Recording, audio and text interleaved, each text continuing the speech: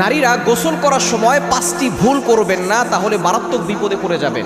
অনেক নারীরা এগুলো জানে না, যার কারণে দেখা যাচ্ছে তারা গোসল করার সময় ভুলগুলো করে থাকে। মনে রাখবেন, বর্তমানে কিন্তু অ্যাটাচ টয়লেট হয়েছে, অ্যাটাচ বাথরুম হয়েছে, এটার ভিতরে আবার গোসলখানা আছে। সুতরাং এখানে আপনি যখন গোসল করতে যাবেন, কেমন যেন আপনি টয়লেটের ভিতরে ঢুকছেন, পাশেই টয়লেট আর তার পাশে আপনি গোসল করছেন।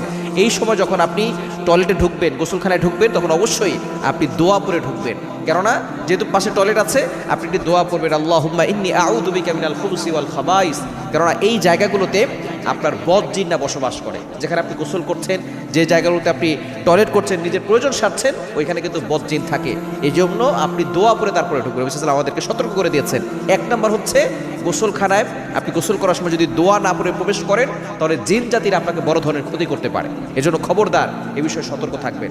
আপনি দোয়া না পড়ে কখনো গোসল করতে যাবেন না। নাম্বার 2। দ্বিতীয় নাম্বার হচ্ছে, গোসল করার সময় আপনি একেবারে উলঙ্গ হয়ে গোসল করা যাবে না। অনেক মা বোন এটা